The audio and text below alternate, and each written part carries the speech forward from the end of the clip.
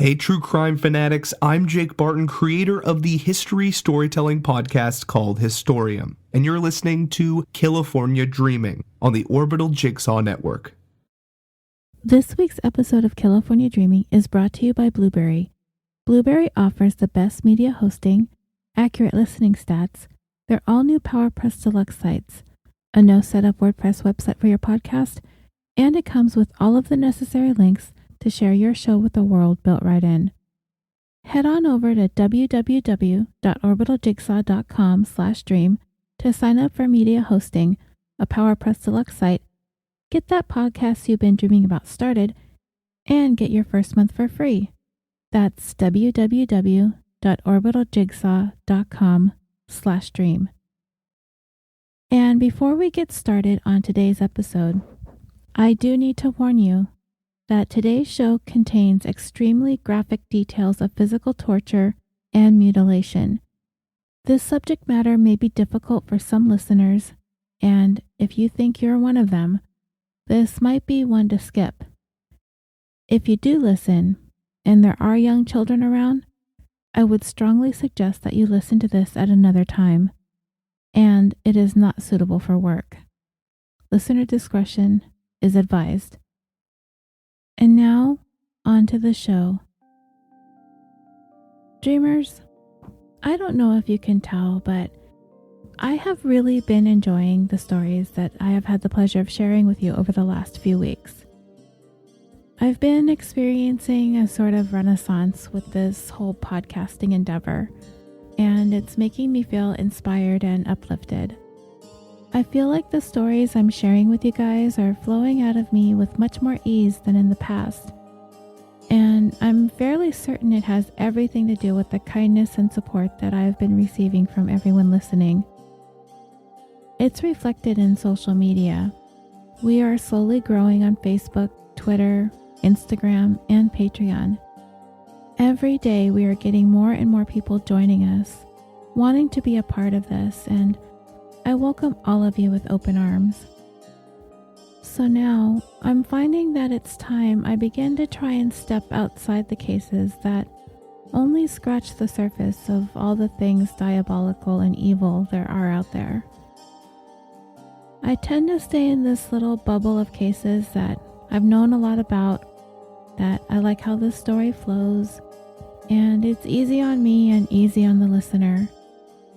But this is true crime, and methinks it's high time we started getting into stories that some of us might be afraid to talk about, me included. Some of those stories that makes us squirm, or the ones that keep us up at night.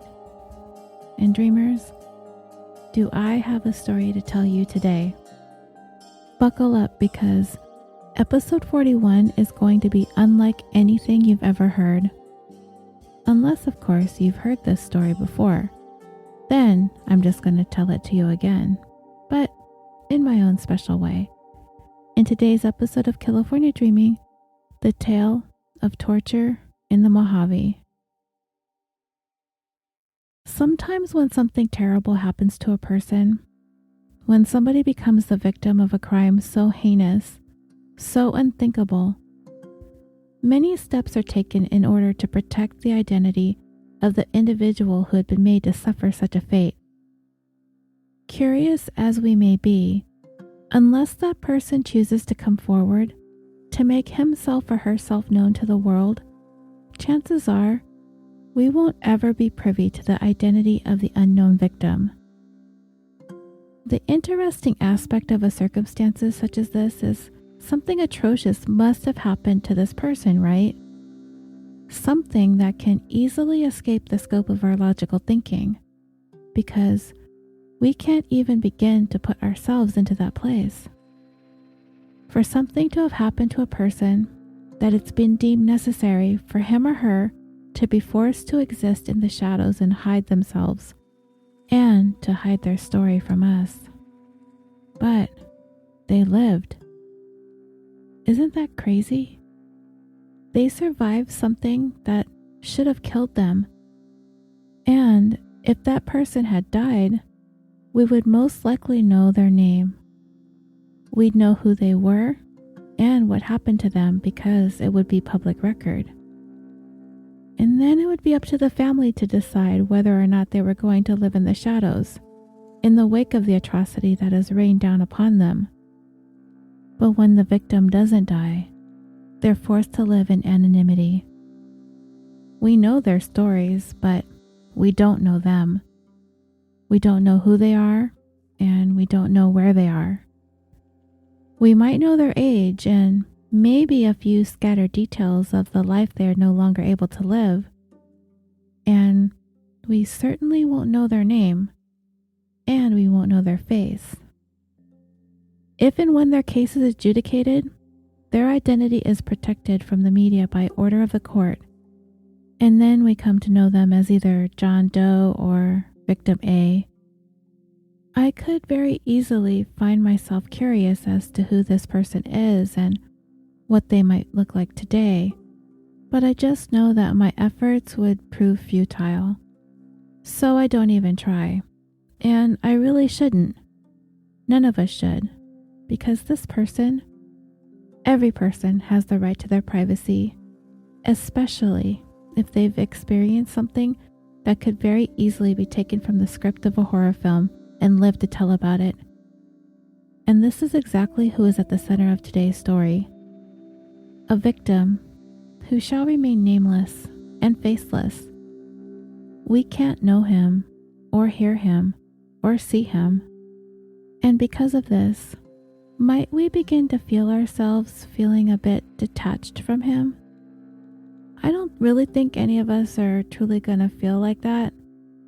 You all listening to me each week are a very kind group of people. And I know this, and I see this every week when we talk on Facebook. Every victim is very real to all of us.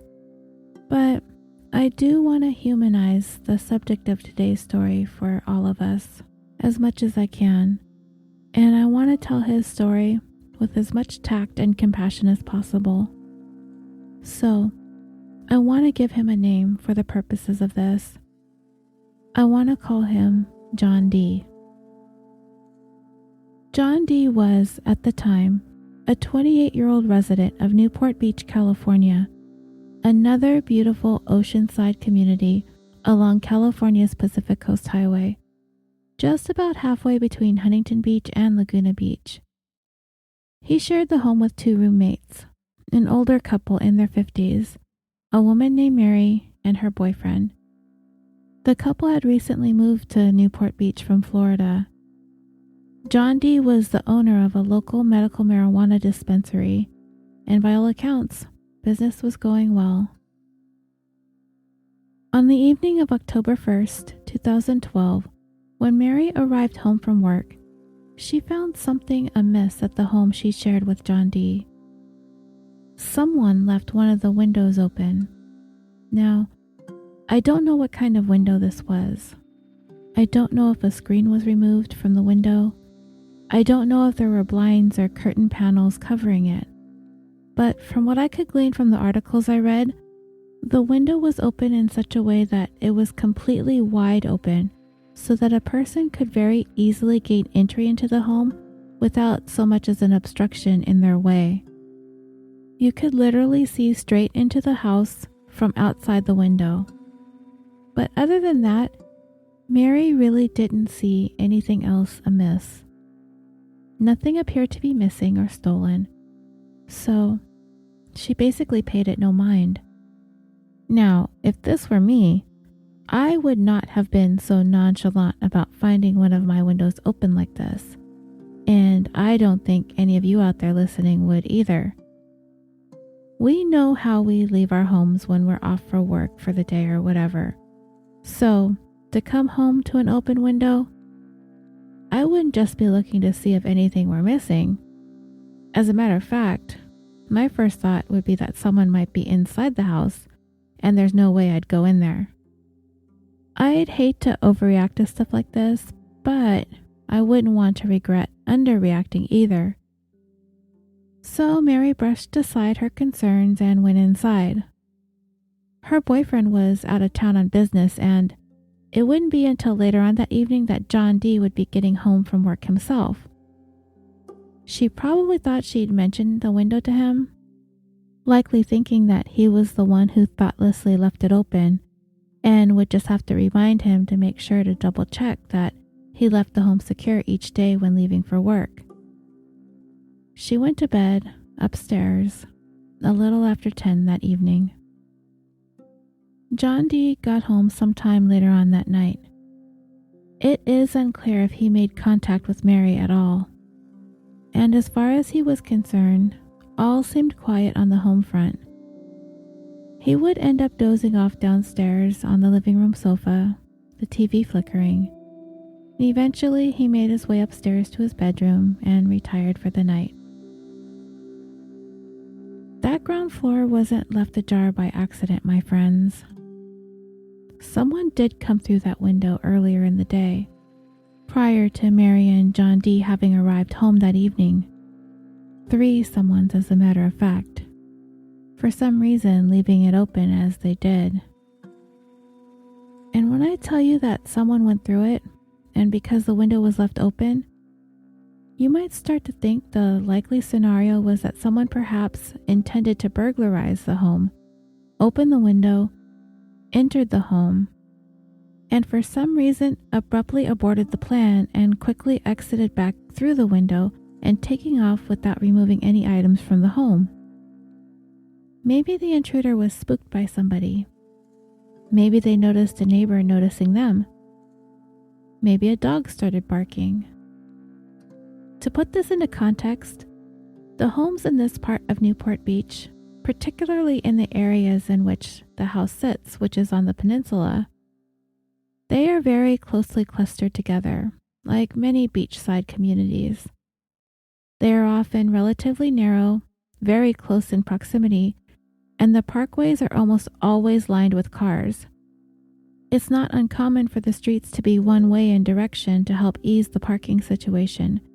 And sometimes, because these places attract large numbers of visitors on any given day, even into early to mid-fall, the time of year this story is unfolding, when the weather can still be considered beach weather, residents are often required to obtain a residential parking permit.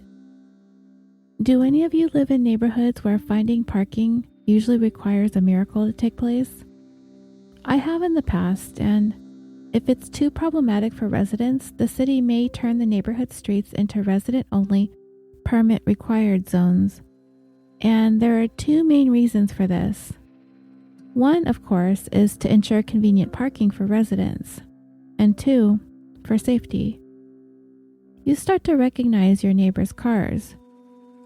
You will know whose cars belong and whose don't. If this sounds completely absurd to you, then you might not be from California. In my neighborhood, on my cul-de-sac, in order to park between the hours of 3 and 5 a.m., you must have a permit from City Hall. You may obtain an annual permit if you qualify, or you may obtain an overnight permit if you are visiting. So you know if I arrive home late or I'm out very early in the morning, I will notice cars that don't belong right away. And the reason I am harping on this is because parking is going to play a major role in this story. I would even go so far as to say it's actually going to be the game changer. So that window left open, that was an entry point into the home. 3 men had come into Mary and John B.'s house. They donned ski masks over their faces, very dark clothing, and they were wearing rubber gloves. They had weapons with them too. One had a shotgun, another had a pistol. And when they came into the home, they didn't leave. They weren't there to burglarize the place. They weren't there to sexually assault anyone. They had a plan, and this was the first step in carrying it out. Someone in this home was being stalked. That nameless, faceless man in a quiet slumber in his upstairs bedroom. Each one of the intruders had found a closet to hide in. And they waited. Sometime after midnight, into the early morning hours of October 2nd, Each of these unknown masked and armed intruders emerged from their hiding places and made their presence known to the sleeping pair. John Dee was awakened by a bright light being shined in his face. That, coupled with just coming out of his slumber, he had no idea what was going on in front of him. John Dee's first inclination that it was a buddy of his wanting to pull some kind of crazy prank on him. He's starting to think it's his friend Todd, so he tells him to cut it out. The figure on the other side of the flashlight spoke up, making it clear to him that he was not Todd. It was quickly becoming apparent to John Dee that this was no joke. That person behind the glare of the flashlight, as John squinted trying to get a better look, he had a ski mask on, obscuring his identity. And this masked intruder had a shotgun pointed squarely at his face. John Dee quickly reacted by shoving the shotgun barrel to the side, but no sooner had he done that did the masked man swing the butt of the shotgun around, striking John Dee in the side of the head, rendering him nearly incapacitated, disoriented, and he was bleeding profusely from the blow to the head. Seemingly out of nowhere, a second masked intruder launched an attack on John Dee next, punching him and attempting to choke him into unconsciousness. John Dee was unable to put up any kind of a defense. The strike to the head was too much to overcome.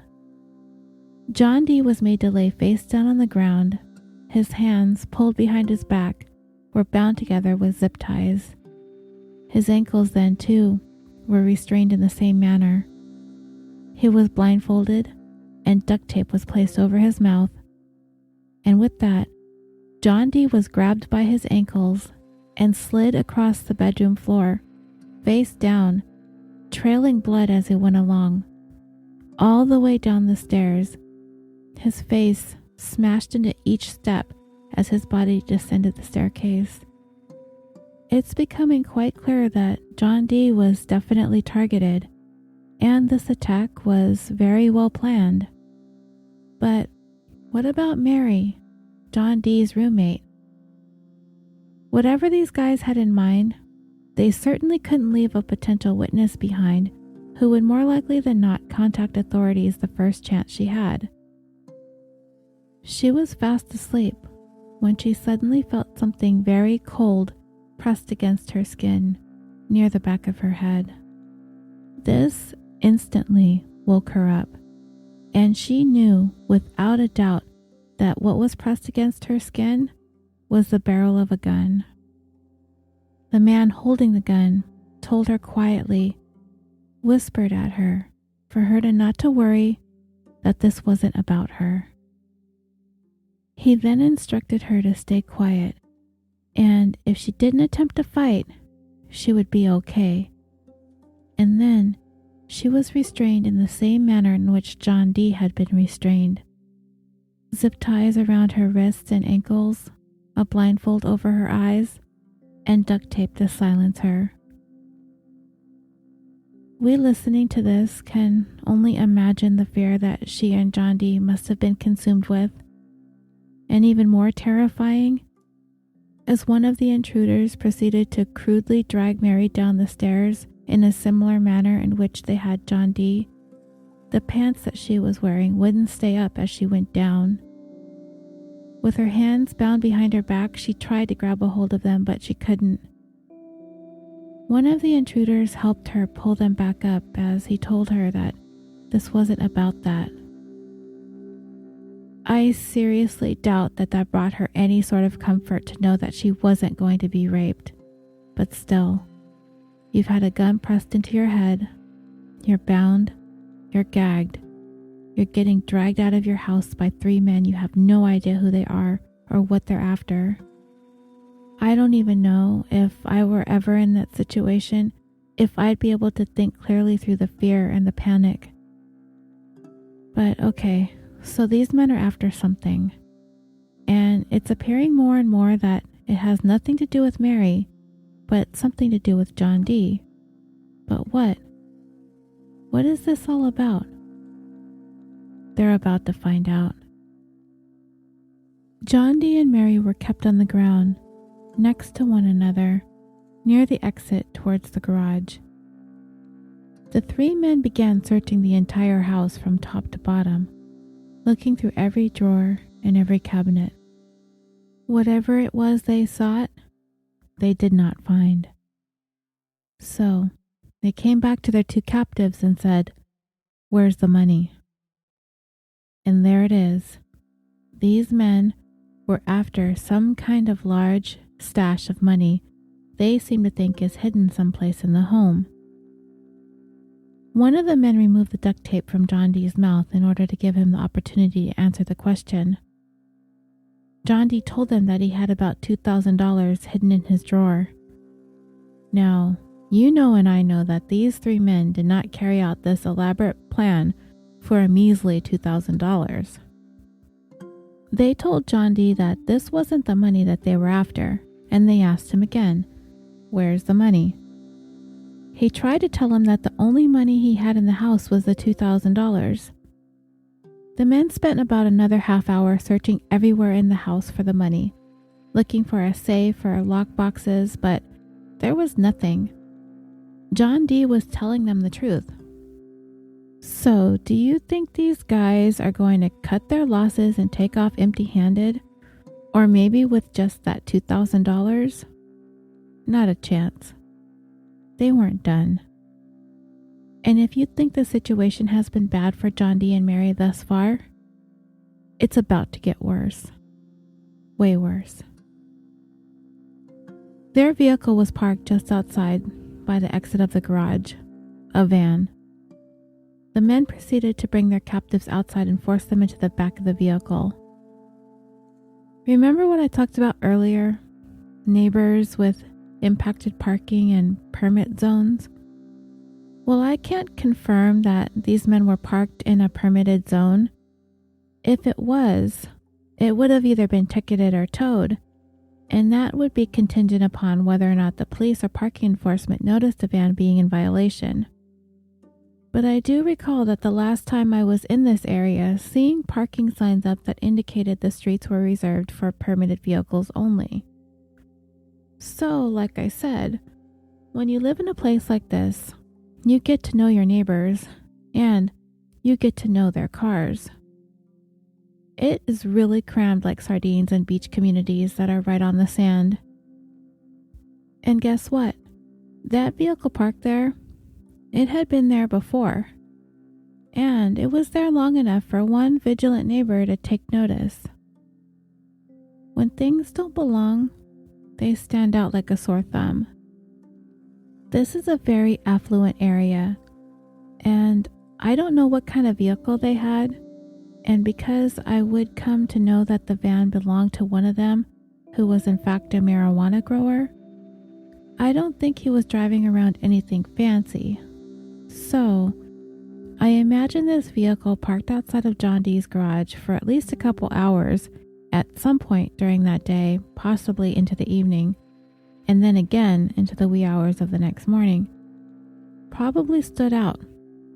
And thankfully for those neighbors, sometimes wary, sometimes suspicious, and sometimes nosy, this neighbor took it upon herself to jot down the license plate number of the vehicle.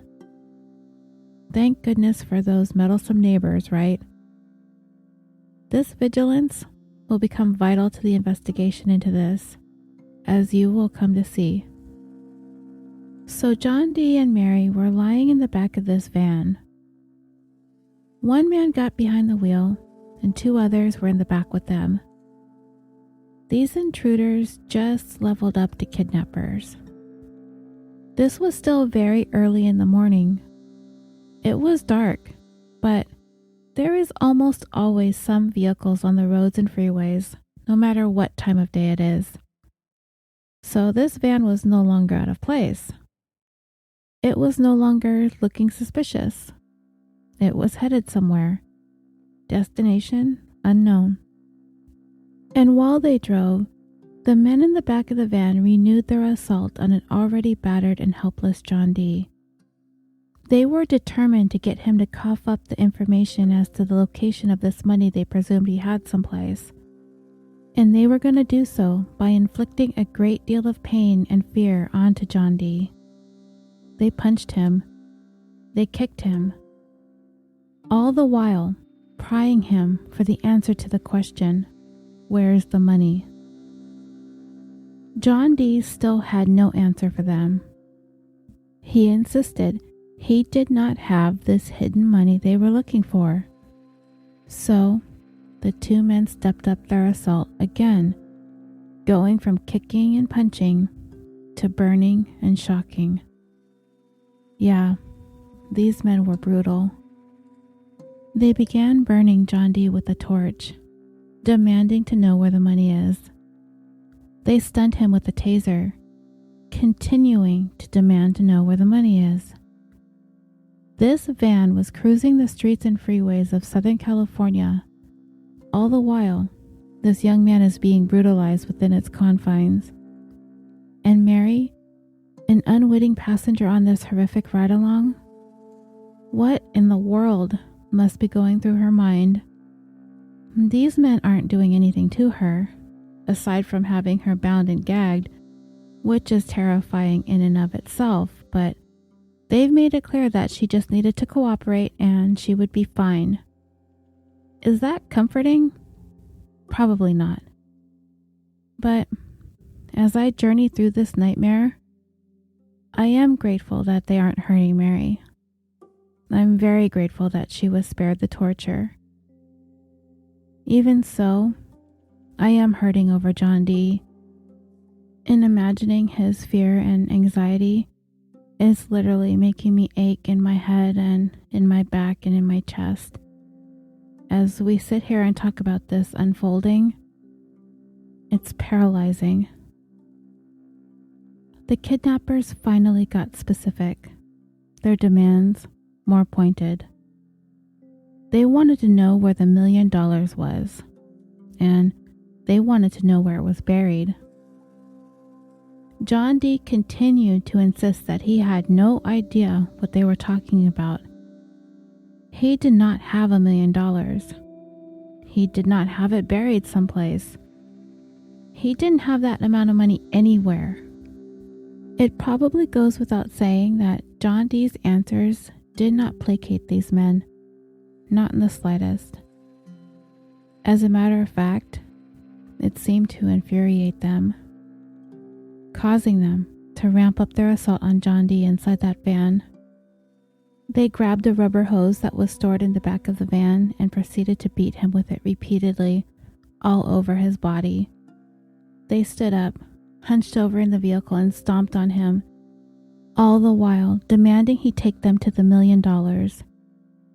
And there were times when they were beating John D. that his legs would move or flail, likely because of the pain, and he'd accidentally kick Mary, and they would get even more angry, demanding that he stop kicking her. It went on, seemingly forever, trying to force an answer from John D. that they wanted to hear, an answer he did not have for them. It makes me wonder, at what point does one decide enough is enough? It's like a standoff that has no end, a battle of who's going to break first. Either John D. is going to fess up to where the money is, if he does indeed have it, or he's going to remain silent until he's beaten to death. And as for the captors, when do they decide it's over?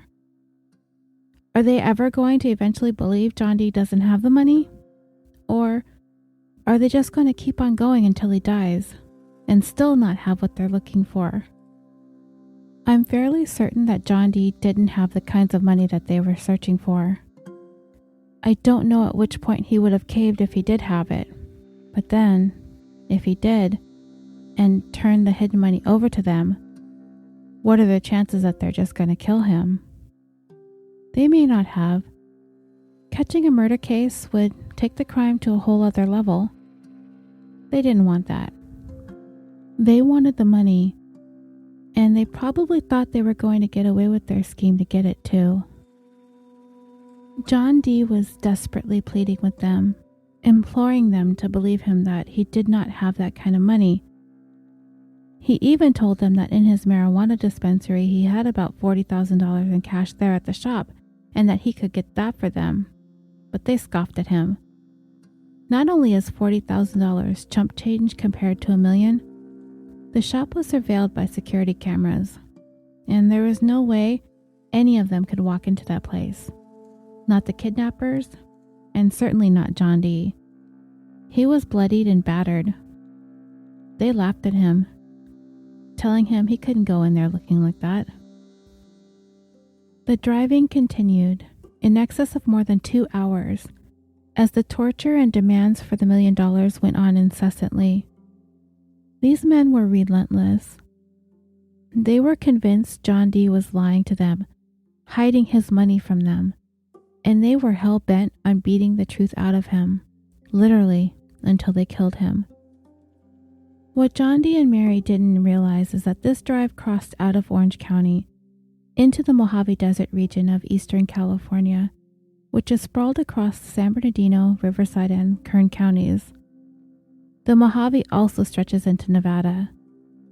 They had a Spanish radio station on as they went. Can't you imagine this now, today, being a panic trigger for the remainder of their lives anytime Spanish music comes on the radio? I was hung up on the radio being played in Spanish for quite a while, trying to figure out if it was another way of messing with the minds of the captives. I don't know if they were playing it loudly or not, but it was on the entire time. I was probably overthinking it like I overthink a lot of things. Most likely, though, they were trying to lead them to think that they were of a Hispanic background. And this was probably the reason, as Mary would go on to later describe the men as trying to pretend they had Spanish accents. And they were going from speaking English to speaking broken Spanish. None of these men were Hispanic. She couldn't be certain, as she was still blindfolded, but she was pretty convinced that they were fake accents. She could also hear them flicking a lighter, and she could smell that they were smoking something, but she wasn't sure what. The demands for the money continued, and they started making other kinds of threats too, because obviously the beating, kicking, punching, stomping, whipping, shocking, and burning wasn't doing the trick. They told him he was going to die, that this was going to be his last night alive. He again offered up that he could retrieve $100,000 he kept in a safe deposit box, and he promised that he would be able to get it the next day. But they knew that he couldn't do that in the condition he was in. And again, $100,000 is only a tenth of what they were certain that he had in his possession. So John D. has now gone from $2,000 to $40,000 to now $100,000. Were these men thinking that it was only a matter of time before he reached the magic number? Yeah, they were probably thinking that. The death threat didn't seem to make a difference for John D. He still wasn't giving them the right answers. At that point, I wouldn't doubt John D. was ready to die. After all he'd been put through for the last 3 hours or so, death could likely be a welcome exit from this hell, I can imagine. They next threatened to kill Mary if he didn't fess up to the location of the money, and along with that, they informed John D. that they knew who his girlfriend was, and they knew what she looked like, they knew what kind of car she drove, and they knew the location of her parents' house. None of this brought about what they were trying to get out of John D. But they were not done trying. They decided it was time to take this outside. The van suddenly transitioned from the smooth pavement of the road to the sound of traversing gravel. Mary could hear it, and she became filled with panic. In her mind, this was it. They were turning off the main road onto some desolate location off the road. It's rough, and it's bumpy, and most likely, nobody's coming out this way. They were going to be dumped here. they were going to die, and they're never going to be seen again. This was it. The van finally came to a stop, and John D. and Mary were taken out and placed on the ground, onto the gravel. But these 3 kidnappers, they weren't quite ready to give up on that $1 million just yet. They decided this was going to be the location where they were going to escalate their assault on John D. once again. All 3 of them were screaming at him, "Where is the money? Where is it at? We know this is where you buried it. We know you have it. Show us where it's at. Shoot him in the head." Yeah, because that's going to help him show you guys where the money's at, right? Mary braced herself for the gunfire, but there was none. One of them, in his fakish Spanish accent, began telling John D. that his patron is going to be very upset if they don't come up with the $1 million. So now they are trying to insinuate that they are working for some higher up, a patron or a boss. And with that, they doubled down on their threats. They told John D. that they were going to cut off his penis, that they were going to shoot him in the head, and that they were going to kill Mary when they were all done. One of the other men chimed in, "Do it." So, they did. The following is very, very disturbing. So, if you're squeamish, fast forward the next 15 or 20 seconds. In a weird, high-pitchy kind of a sick mantra, one of the men was chanting, and back and forth and back and forth and back and forth, as one of them proceeded to saw off his penis with a knife. One of the other kidnappers stood on him, holding him down, leaving behind an imprint of the sole of his shoe on John D.'s body. I can't even begin to wrap my head around what is going on here with these men and what they were doing to John D. This mutilation of him. What kind of person does it take to be able to do something like that to another human being? This is probably one of the worst acts of violence I have discussed thus far in this show. I hope you're sticking with me through all of this. And Mary, you know she is right there listening to all of this happening to John D. as her eyes are still covered and she's still restrained with those zip ties. Suddenly, she heard the sound of liquid pouring. What's the first thing you're thinking is being poured? Right? Me too. Gasoline.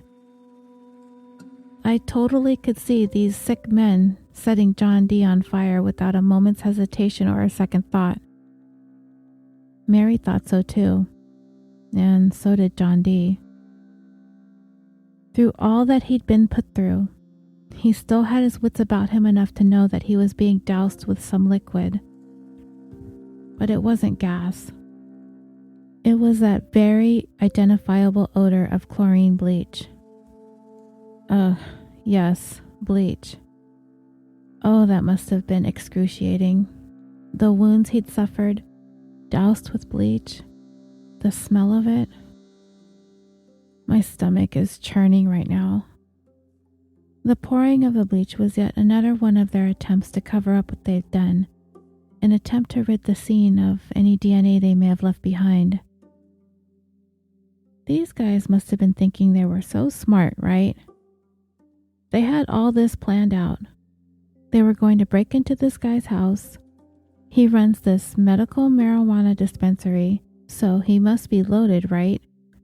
They're going to cover their faces, they're going to wear some gloves, and then douse everything they touch with bleach and get away scot-free. Well, little do they know that there was a busybody neighbor with their license plate jotted down on a post-it note somewhere, right? They didn't see that coming, did they? Don't worry, we will get to that. and I can hardly wait to tell you about it. Mary, still laying there, felt a knife being placed against the palm of her hand.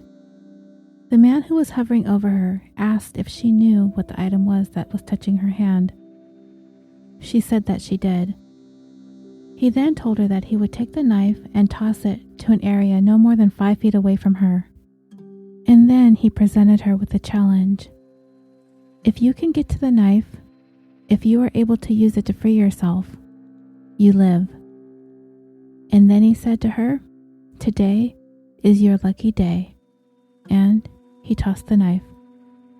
She heard it land onto the gravel. She then heard them pile back into the van and start the engine. She was then instructed to count to 100. She didn't count though. She laid there and listened. And when the time came that she could no longer hear the tires of the van traversing the gravel, that's when she decided to begin to move again. She managed to get into a sitting position, and bringing her head down close to her knees, she pushed her blindfold up just enough so she could see out of the bottom of it. By this time, dawn was breaking. She looked around and saw that the men were indeed gone. As the sun rose, its rays reflected onto the blade of the knife that the men had left behind for her. Mary managed to shimmy herself closer to the knife, and somehow she got that blade of that knife to rub enough times across the zip ties binding her ankles until they were finally cut, freeing up her legs. She then made her way over to John D., who, miraculously, was still alive. She was able to help him get the duct tape off his mouth, but when she attempted to get that knife to cut through the zip ties binding his hands, she found that that was going to be impossible. Because he had been so brutally beaten, his hands swelled and the zip ties were embedded deep into his wrists. There was no way she was going to be able to get those zip ties cut without further injuring John D. She was so worried that he was going to bleed to death. She had no more time to try and figure out how to free his hands, or hers for that matter. She could see that not too far away there was traffic going by. She could see headlights and taillights of passing cars, and that was her only hope at this point. Hope that she would be able to get one of those cars to stop and help.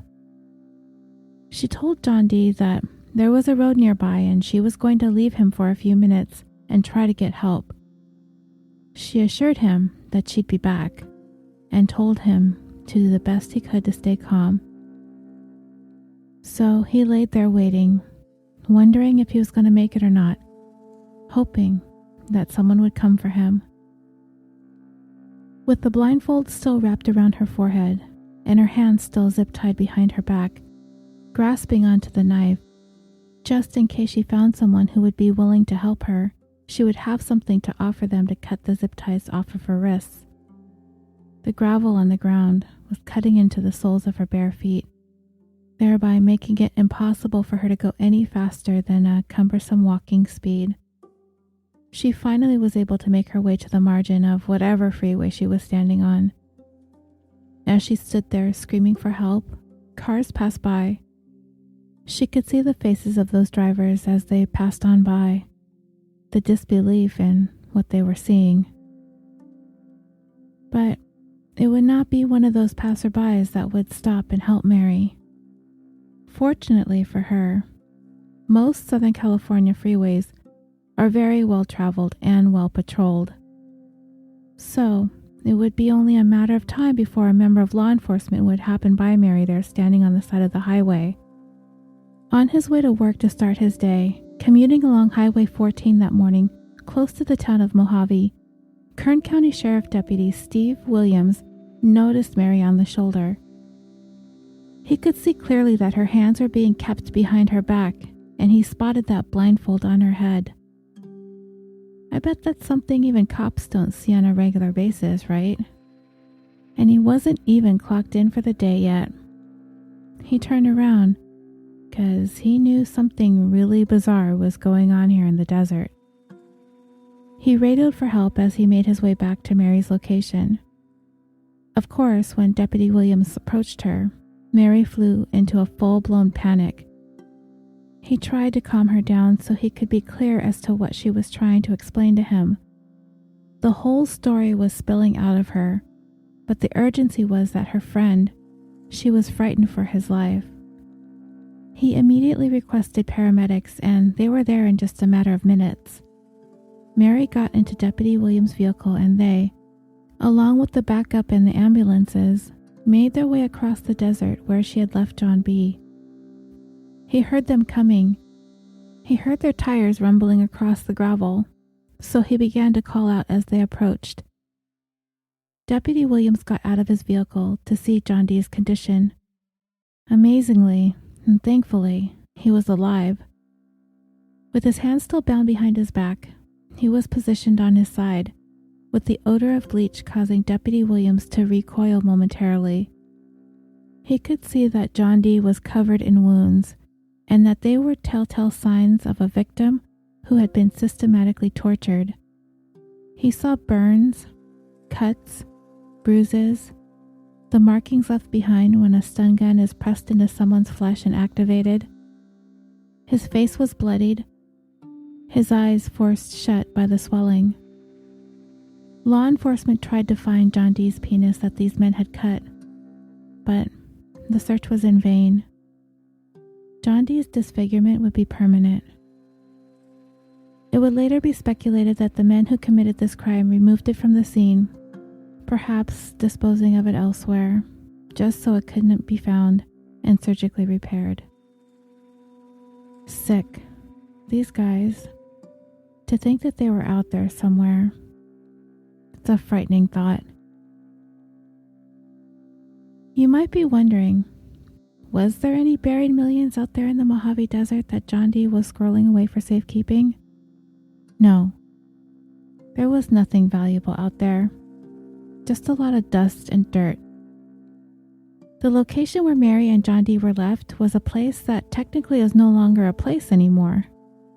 It doesn't even really appear on any maps.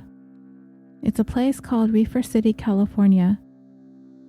It was established by a South African mining company following the discovery of gold on Mount Soledad.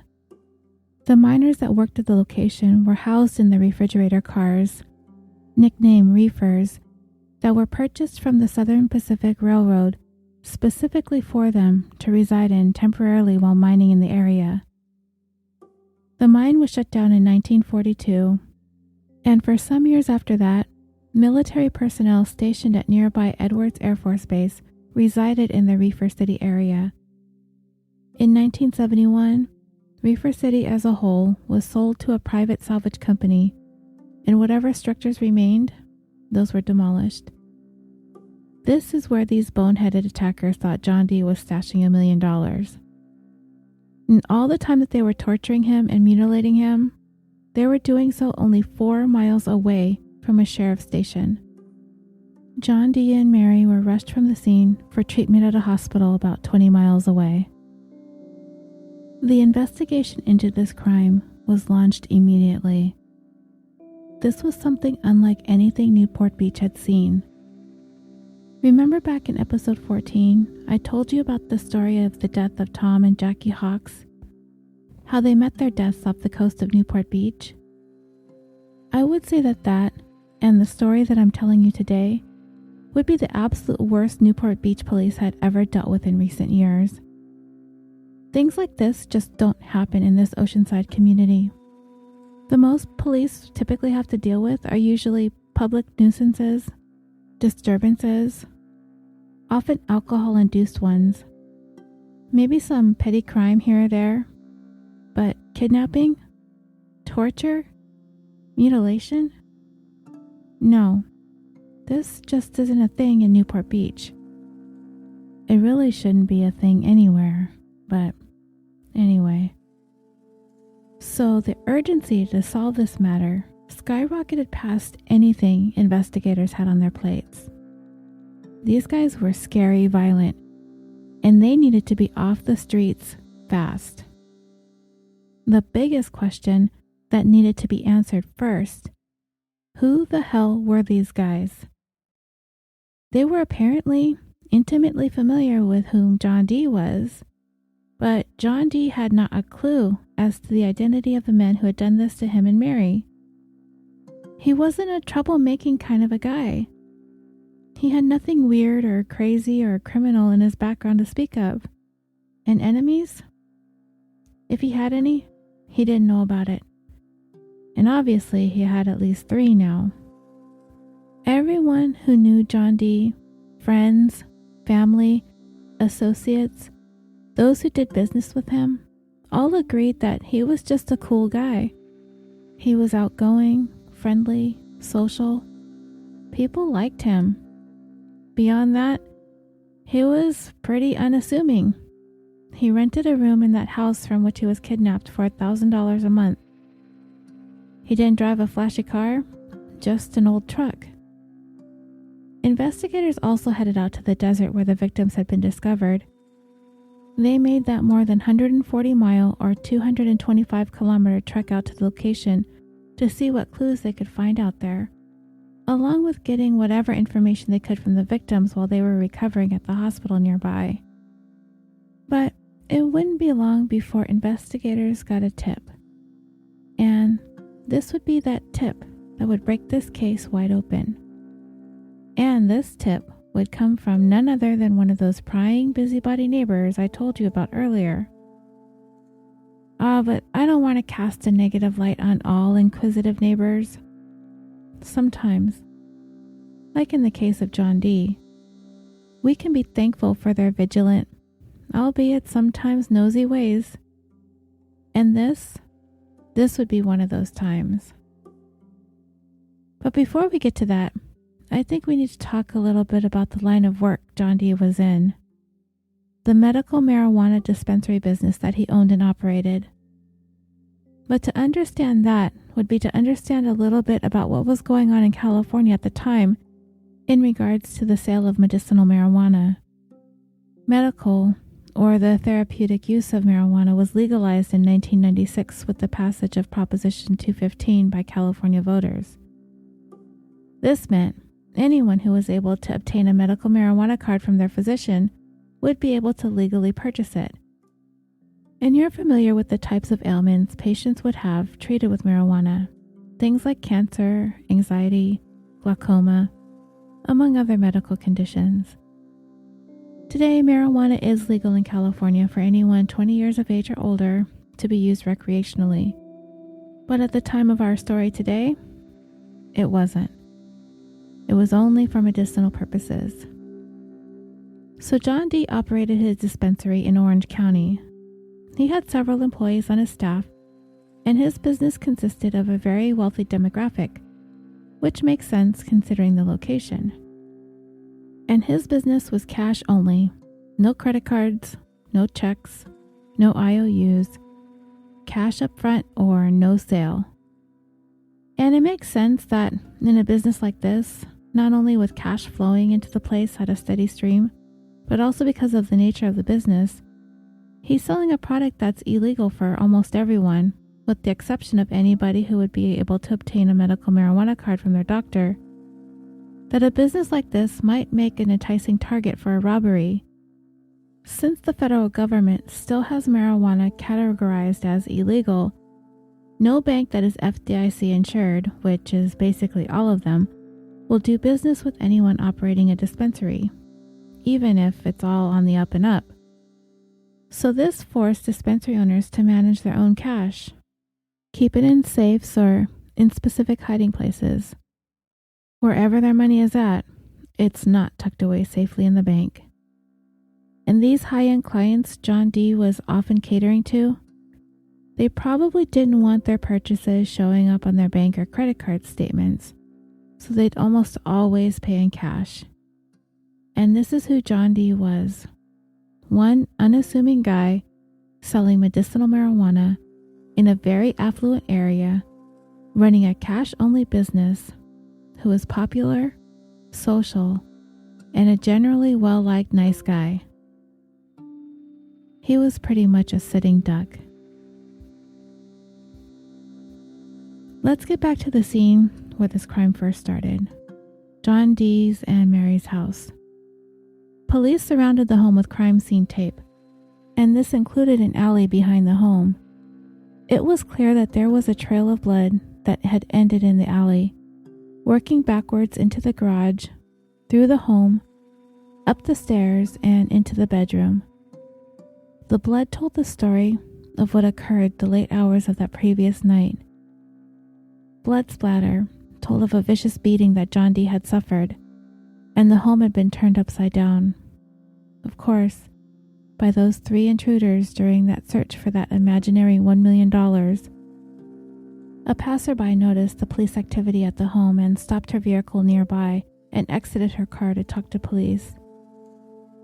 She had a friend who had told her something she'd witnessed the day before. And now that she was seeing this going on at the exact same home that her friend had told her what she'd seen, she was putting the pieces together. That what her friend saw and the fact that the police were there now at the scene, these 2 things must be more than a coincidence. She spoke to a detective at the scene. She told him that she knows someone who might know something about whatever it was they were in there investigating. She gave him her friend's phone number. He quickly gave the woman a call. And boy, did she have a story for him. During the day on October 1st, 2012, she spied 3 suspicious men near the garage of John D.'s home. She watched them prop up a ladder on the side of the house, and there was a white truck parked nearby that they were working out of. At first glance, she thought that perhaps they were some sort of workers. I mean, that sounds legit, right? We see trucks and vans with ladders all the time in our neighborhoods. Cable service, air conditioning, plumbers, painters, landscapers. And they all usually have their business emblazoned on the sides of their vehicles, right? Well, that's what stood out. Not only did these guys not have any kind of business indicated on their vehicle, they didn't really look like they were doing any kind of work. That would be pretty obvious too, wouldn't it? They'd have tools, maybe a tool belt or a bag, and they'd be carrying stuff to and from the house. But none of this was happening. One of them was wearing a hard hat, so that makes all of this completely on the up and up, right? Nah, she wasn't buying it. She witnessed them standing around the ladder. They extended it and retracted it, extended it and retracted it again, but she did not see them climb the ladder. She was able to give the detective somewhat of a physical description of the men. The one with the hard hat had a beige-colored shirt. He might have been Hispanic with dark hair and an average build. She said he was relatively handsome, but that's all relative. And she said they looked to be about in his 30s. She described the second suspect as also looking like he was Hispanic, that he had dark hair as well, and he also appeared to be in his 30s. But he was not as tall as the first guy. He was a bit stockier, and he had on an orange t-shirt. She was unable to provide any information as to the physical description of the third man. She just didn't get a good look at him. Worried that they would notice her noticing them, she intermittently ducked down from where she was perched watching so that they wouldn't see her. And when the coast was clear, she would start watching again. And she wrote down the license plate number on their vehicle. I love this woman so much right now. A quick check of the plates revealed that the vehicle was a 1998 Dodge Ram. The person that the vehicle was registered to was a man by the name of Kyle Handley. He hailed from Fresno, California, but currently resided in a town just northeast of Huntington Beach, Fountain Valley, California. And he had a very interesting little bit on his criminal record. In 2007, he was convicted of growing marijuana in the place that he rented. Marijuana, you say? Is this a coincidence? Let's see. So this man just so happens to have a bit of a shady past with marijuana, gets connected to this kidnapping and torture case of a marijuana dispensary owner? I think not. When investigators asked John D. if he knew who Kyle Handley was, he knew exactly who he was. They were in the marijuana business together. Back in 2012, Handley contacted John D. at his place of business wanting to sell him some homegrown marijuana. And that was the beginning of their working relationship. Handley supplied John D. with marijuana for several years. He charged him $2,800 per pound or per half kilo. The customers liked Handley's quality of marijuana that he supplied. A friendship eventually grew. Talks of becoming business partners even swirled. They even took spontaneous trips to Vegas together.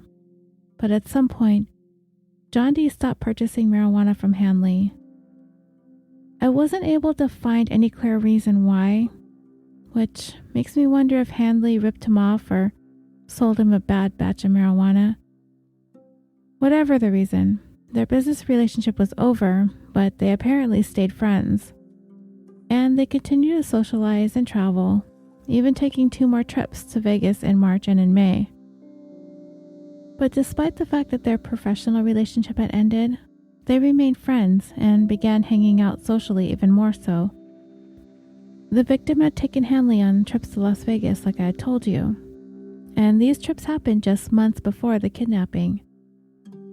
And John D. wasn't making it a secret that he had money to blow, footing the bill for a penthouse suite costing $1,200 for the weekend and several more thousands on gambling, sex workers, and cocaine. He thought that they were friends. They had a really great time partying together. John D. had no idea what was going on behind the scenes with Handley. Maybe, just maybe, John D. was a little too flashy with his money. A little too generous because, unbeknownst to him, these guys had their sights trained directly at him. It wasn't long after the last couple of jaunts to Vegas that John D. lost touch with Handley altogether.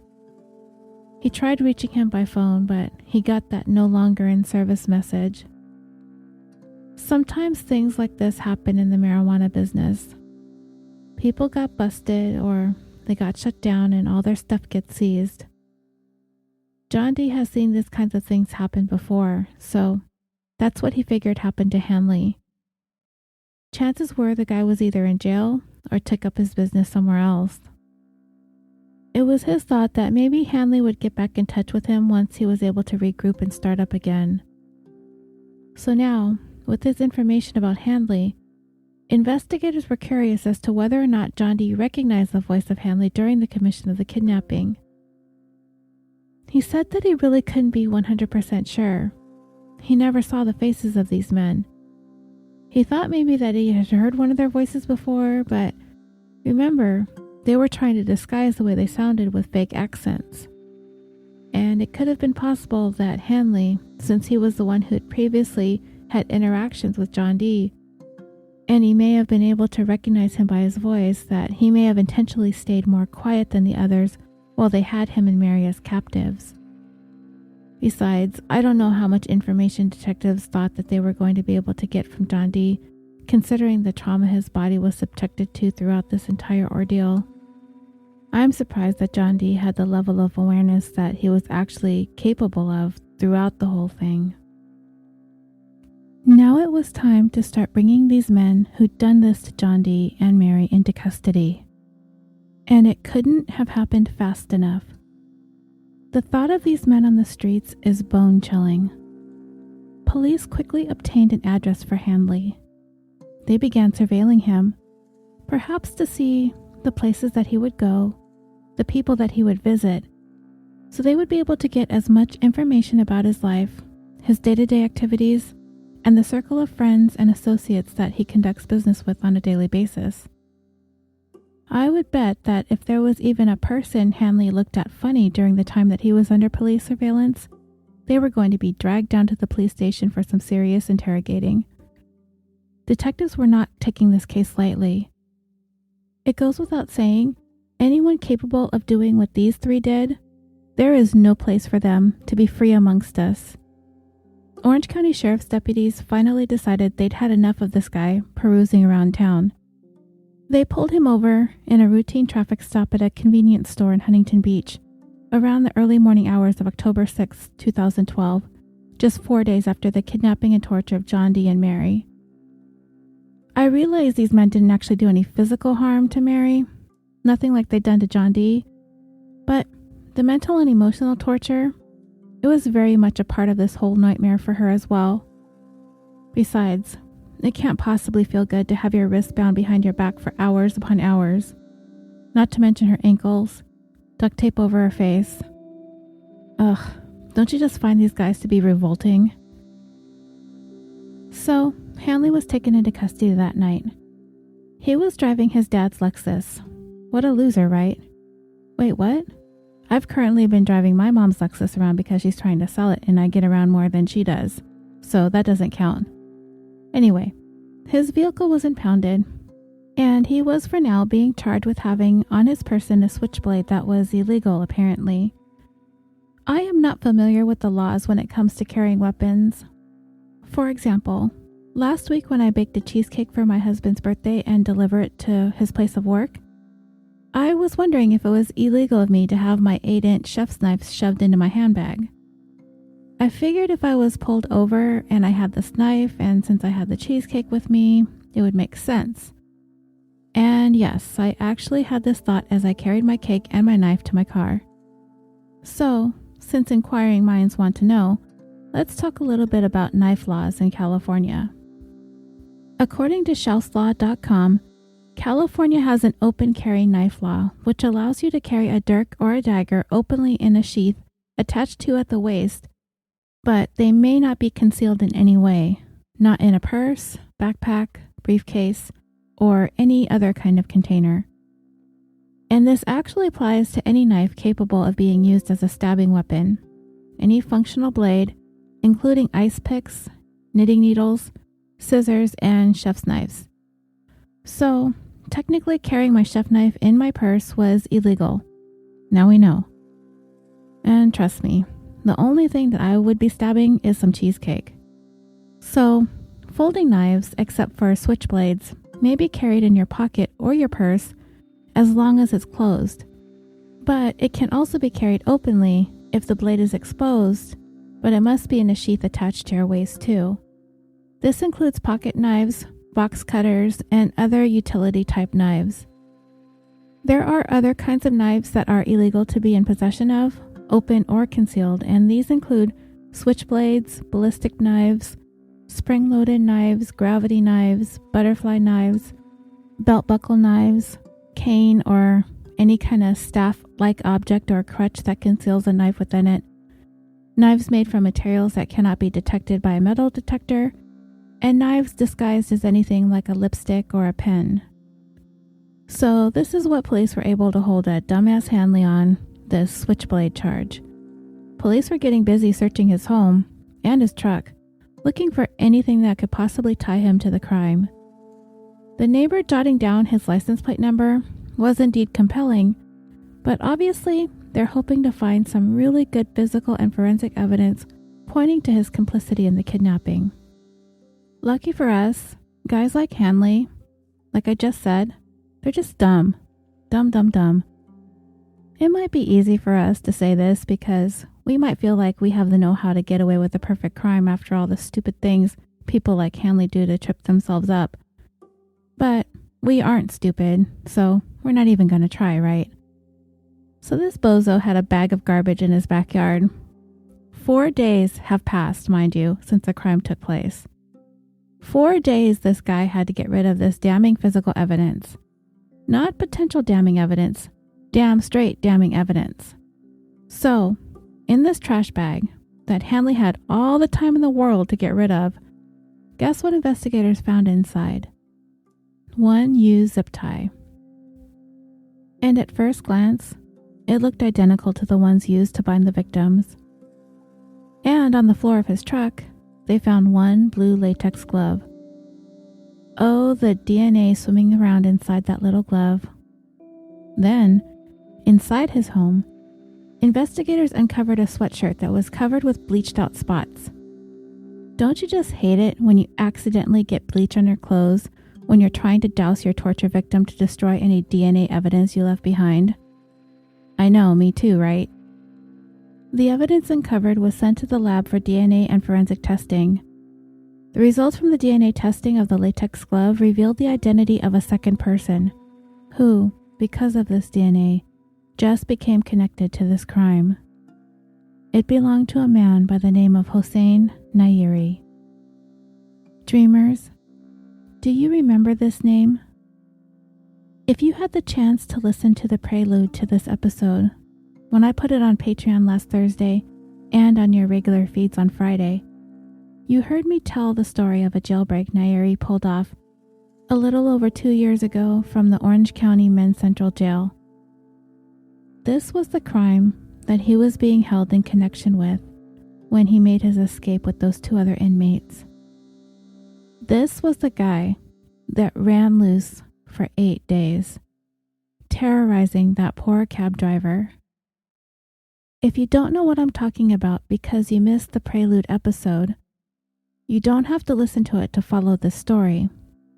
But he is the guy that ties into this story, Hossein Nayeri. As it turns out, he and Handley's friendship dates back to their high school days. And many of the details that would come to light leading up to the kidnapping would actually come from Nayeri's now ex-wife, a woman named Courtney.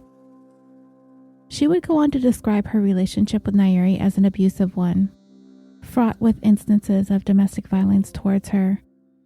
And according to Courtney, the plan to kidnap some medical marijuana dispensary owner was months in the planning. As for her part, I don't know how involved or how much in the know she actually was at the time. Based on her account of the violence on the part of Nayeri, I would go so far as to assume non-compliance was not an option. I'm not going to place any of the responsibility of this crime on her. I don't know her, but I do know what these men are capable of, so I can only judge based on those facts. Courtney told investigators that Nayeri had been in the business of selling marijuana, but sometime in 2012, he quit doing that in favor of something that was going to make him some money much quicker than just dealing. She said he knew this guy, John D., who owned a marijuana dispensary, and it was his understanding, likely based on what his friend Kyle Handley had been telling him, that this guy was loaded. They started surveilling John D. months before the kidnapping happened that night of October 1st, 2012. They were watching him, seeing where he was going, figuring out his routines, his usual spots, and apparently they had tracked John D. heading out to the Mojave Desert numerous times. Nayeri even questioned Courtney about it once. He showed her a map of the desert, purportedly the area he'd spied John D. headed to on several occasions. He asked Courtney, why would someone be circling out in the desert? Would that be a great place to bury money? She answered him, yeah, sure, probably. Following that, she said Nayeri just got weird. He was consumed with following John D., like he was on some sort of spy mission. Courtney would sometimes go with him to various locations, not only in Orange County, but in Los Angeles County too.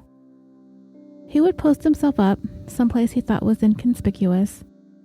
He would install tiny cameras and surreptitiously install GPS devices onto vehicles in order to allow him to keep an eye on their activities. And this would enable him to do so from his own computer at home. He would sit there for hours, staring at maps on his computer, matching them up with the GPS trackers he'd placed on those cars. He was doing so almost every single day, looking, watching, waiting for a pattern of locations to emerge.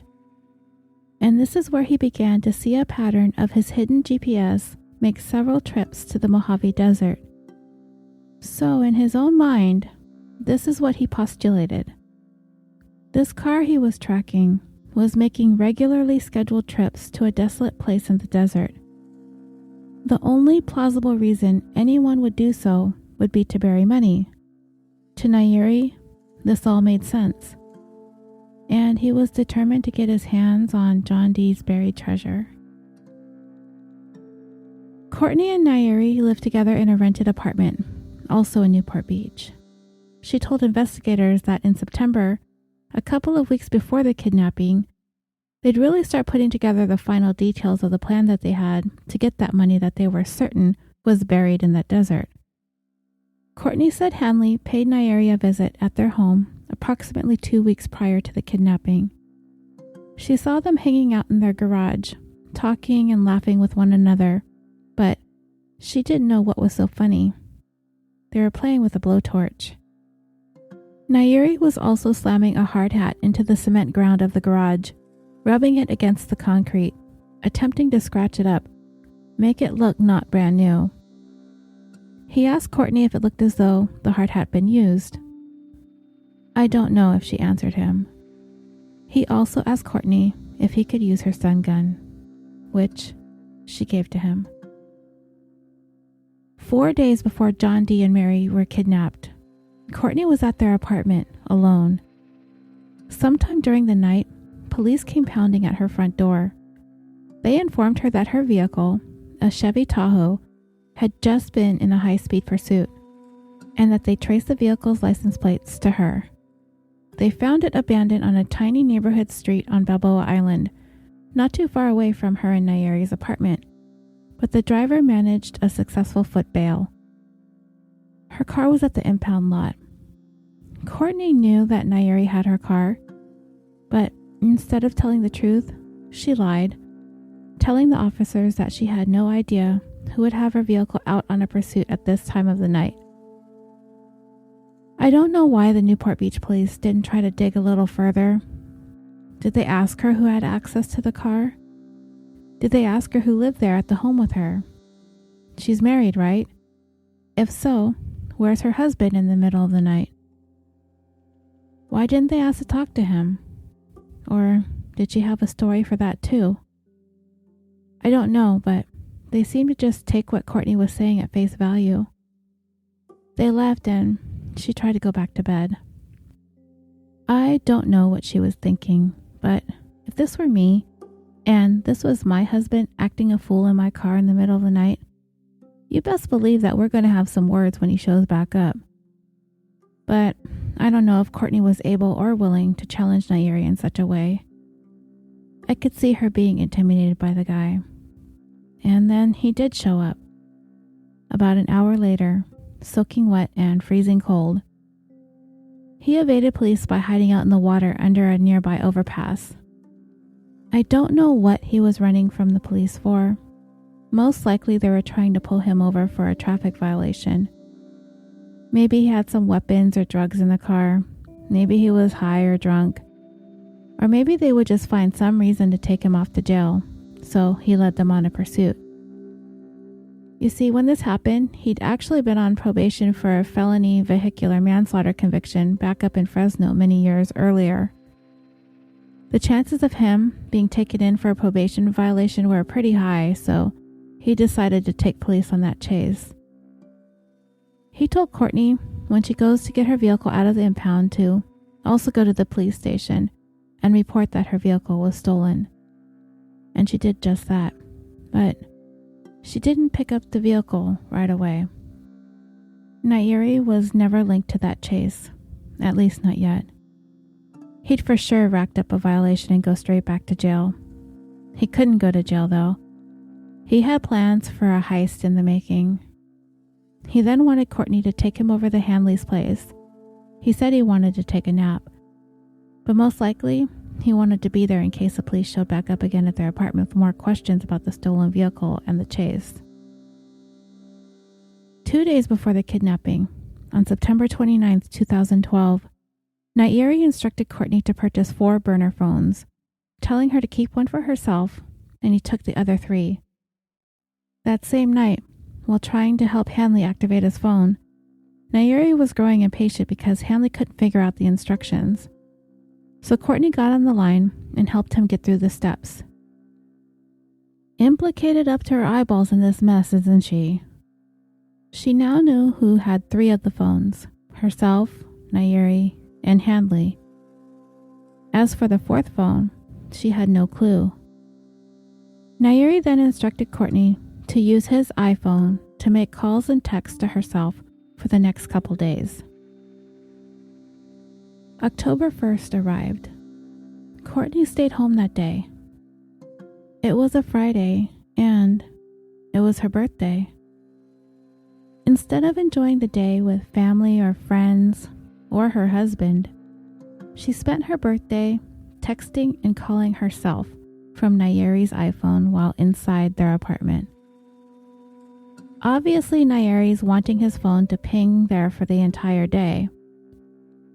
Boy, these guys just have all their bases covered while up to all these hijinks, huh?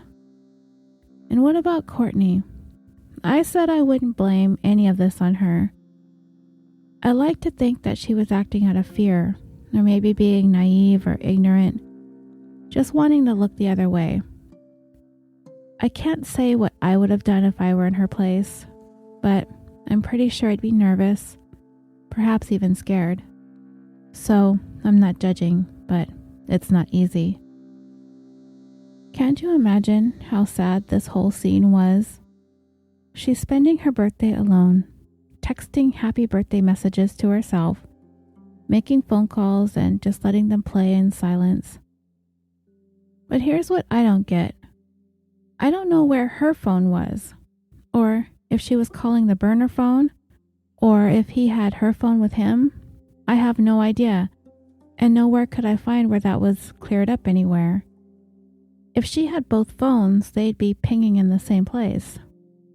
So, even if this was his cover to place himself at home during the commission of this crime, it would place him there but calling a phone that he was sitting right next to.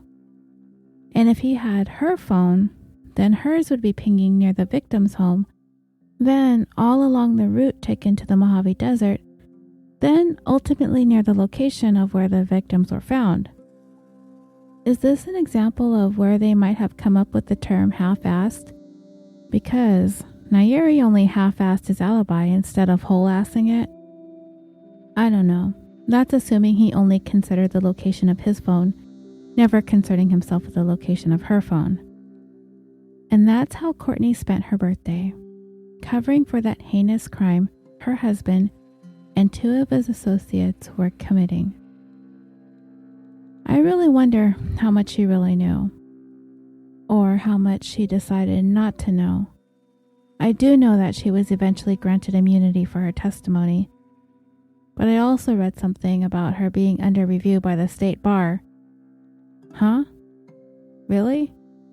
She's a member of the bar? Oh boy. Can't really excuse her actions by playing dumb now, could she, Miss Courtney, attorney at law? Sheesh. No, dreamers, she's not an attorney. You think a guy like Nayeri could get that lucky? She was a law clerk, but I do believe she was studying to become an attorney. She did not speak to Nayeri until the morning of October 2nd. From his burner phone to hers, he called her and asked her to put some money in the parking meter where Handley had parked his truck. Ah, okay.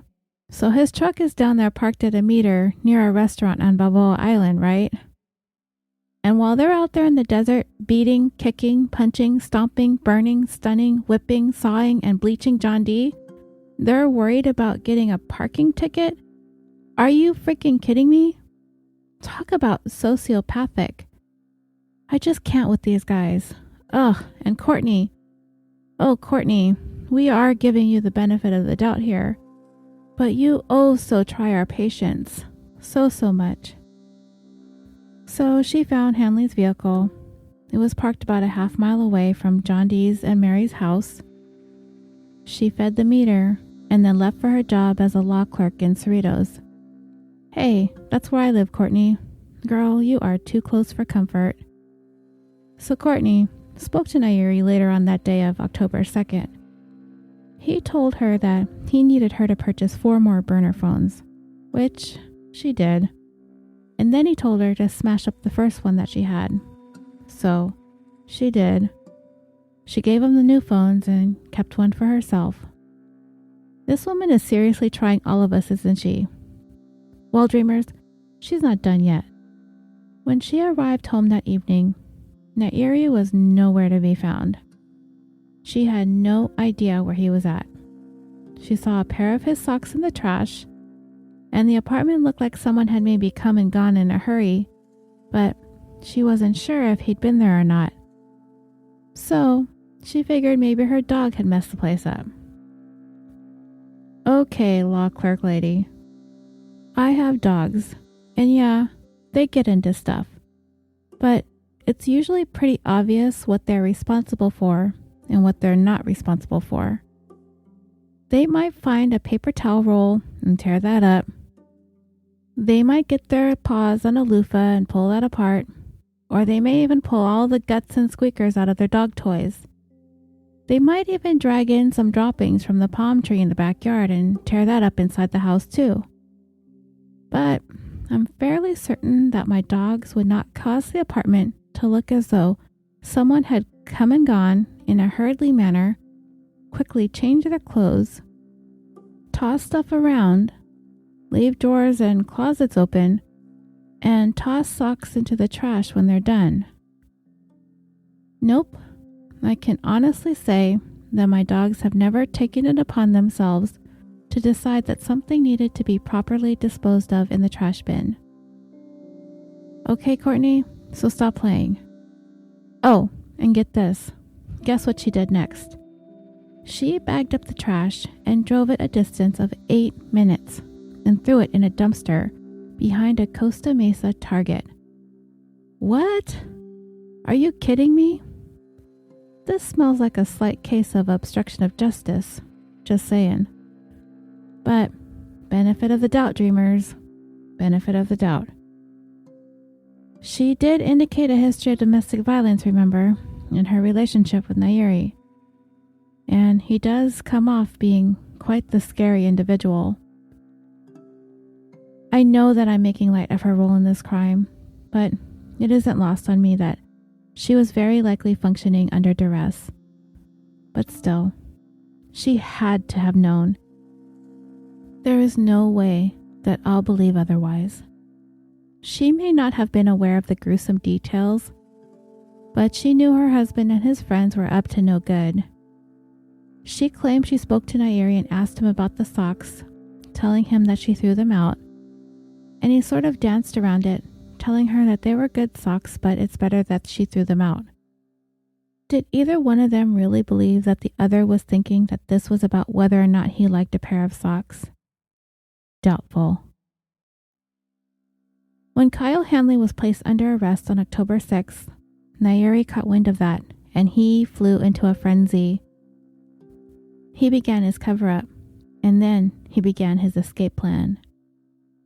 He started with the destruction of any and all evidence in his home that could possibly be used as evidence against him.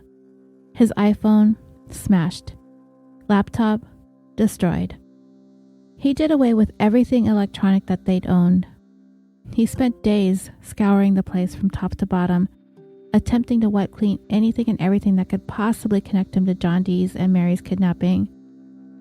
Nayeri wasn't only going to work on cleaning up his place, but he headed over to Handley's to do the same. However, he wasn't cleaning up physical evidence per se. He actually burglarized Handley's home, being that he was in jail and all. Why the heck not, right? He stole a flat-screen TV and a Tiffany watch. He told Courtney that he was going on a vacation to Iran and for her to sell the TV and the watch so he'd have extra money. Yeah, right, a vacation. Investigators next turned their sights towards the Tahoe. For some reason, even days after the arrest of Handley, and having identified Nayeri via that DNA match to the glove, and I'm assuming his DNA is on file in the database for his various previous convictions, investigators discovered that the Tahoe was actually still sitting in the police impound yard from the night that Nayeri was involved in that high-speed chase in it and ditched it on Balboa Island. They quickly obtained a search warrant for the vehicle, and they found quite a bit of evidence inside.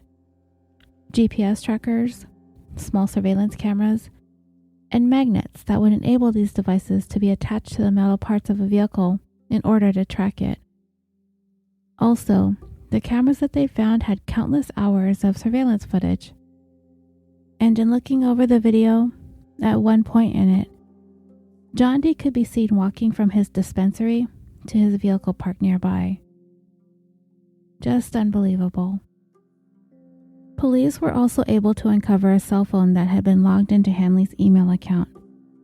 In it, they were able to scroll all the way back to March of 2012, and this is where they found evidence of purchases Handley made, GPS devices and mini cameras, all sent to his home. So all the while this guy is partying in Vegas penthouses and strip clubs with John D., he was busy purchasing the very equipment that would be used to track his friend so that they could plan out a scheme to kidnap him and take him for all his money. Some friend. Police stepped up their search for Nayeri, but they were going to have to look far and wide for him. On or about October 14th, 2012, Nayeri absconded to Iran, leaving his old high school buddy to rot in jail and take the rap for the whole thing. And he wasn't planning on coming back. And even if he had, he wouldn't have been able to. He was in the United States on an expired green card. So again, I'm sitting here wondering why he was even in the United States in the first place. On probation, no less. For felony vehicular manslaughter. I mean, what does one have to do to get deported? Kill someone? But wait, isn't vehicular manslaughter? Never mind. That's a topic for another show. Courtney would go on to admit that she was trying to protect her husband from police and prosecution. But ultimately, she had a change of heart. I don't know if it was just an epiphany or if she just came to her senses. But if I were to offer a guess, I'd say she was facing some pretty hefty aiding and abetting charges, with the side of obstruction of justice and a little bit of accessory after the fact. Yeah, girl was in some deep trouble. She lied to police. She failed to tell them it was Nayeri who was driving her car the night of the chase. She filed a false police report, claiming her vehicle was stolen. She refused to provide police with Nayeri's cell phone number when they asked. And she played the "I'm a law student" card in doing so. But it would be more than a change of heart. When police initially brought her in for questioning, she stonewalled them, would not say a word or admit to anything, still protecting this guy. What's a cop to do when a suspect refuses to be cooperative? Well, apparently, if you're the Newport Beach police, you call their father. Yep, they called up good old Dad. And according to detectives, the conversation went quite swimmingly. And it was during that phone call that police had some interesting news for Courtney's dad. His daughter was actually married to the scumbag. What? She didn't tell her family that she got married? What? Okay, well, knowing what we know about Nayeri, can we blame her? I'm pretty sure that Dad would not be giving his blessings to that mess. Dad was not pleased with this bit of information. But in talking to her dad, it marked a turning point for Courtney and her willingness to cooperate with police. Now that the cat was out of the bag, there was really nothing to hang on to. I don't know how much she was dependent upon her family, as she was making her way through law school, but it was apparent at this point that the approval of her father meant more than protecting Nayeri any longer. And with her help, investigators were able to gain some insight into the man who'd been a part of this horrifying crime. When Courtney met Nayeri in 2003, he was 24 and she was 16 and still in high school. So this might explain why she kept her relationship with him a secret from her family. It could have gotten into some serious trouble the first couple years of it. It wasn't long before he began to become physically abusive, reporting that in her best estimate she was beaten by him at least 60, as many as 70 times during the course of their relationship. Police were called. Concerned neighbors, apartment managers, everyone could hear what was going on behind those closed doors. She herself only ever called police once. She did press charges sometime in 2011, however, I could not find any further information about that. and this presumably was what she was hiding from her family. He had effectively isolated her from them, which is why she was able to keep her secrets from them. And when the heat started coming down on her regarding the kidnapping and torture of John D. and Mary, she was terrified of what he'd do to her in order to keep her quiet. He wasn't in jail yet, remember? He'd fled the country. At the same time, she had to remember, she was looking at some very, very serious charges as to her role in the whole thing. And in this particular case, she was looking at life in prison. She had no choice but to roll over on Nayeri. She was going to go on to earn her immunity, but she was going to have to do more than just talk. Police wanted her to do them one more favor. They wanted her to try and talk to Nayeri. They wanted her to convince him to somehow leave Iran. And she agreed. Wise decision. I don't think Courtney would be safe as long as Nayeri wasn't behind bars. In order to not raise his suspicions, she decided to wait for Nayeri to make the first move and contact her first. So when he finally did reach out, he did so via email. She let him know that police had spoken to her. He seemed hesitant to talk, but before long he came around and started openly communicating with her. By mid-2013, he was regularly sending emails, making phone calls and video calls with her. All of it she was documenting for authorities.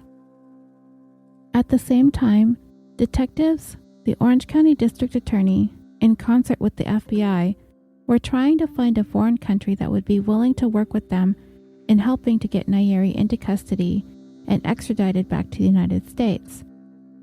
Enter the Czech Republic, and the plan involved Courtney enticing him to fly there to meet up with her. She promised to bring him money, a new cell phone, a new computer, and of course, herself. But this plan would take some time to percolate. So she started trying to get chummy with her sister-in-law, Nayeri's sister. She began to attend family gatherings, even going to the funeral of a family member of his. She planned a vacation with her sister-in-law to travel to Spain for a European getaway. She invited Nayeri to join them there for a celebration as she did finish law school and was set to graduate that summer. She sent him the documents that he would need to travel from Iran to Europe, but all of that was given to her by the FBI. This is sounding like a pretty elaborate scheme, doesn't it? Kind of like the plot of a movie. This had to be believable, though. Otherwise, Nayeri wouldn't go along. And his sister needed to go along with the plan too without being aware that the whole thing was complete subterfuge. And they actually did it. Courtney brought $20,000 that she got from her mom and dad, and along with her travel companion, Nayeri's sister, they flew to Spain together. At every single step of the way, they were being supervised and closely instructed by the FBI. And every person involved in this charade was nervous, worried that Courtney might send him a message or a signal that the feds were with her. They couldn't bring themselves to trust her 100%.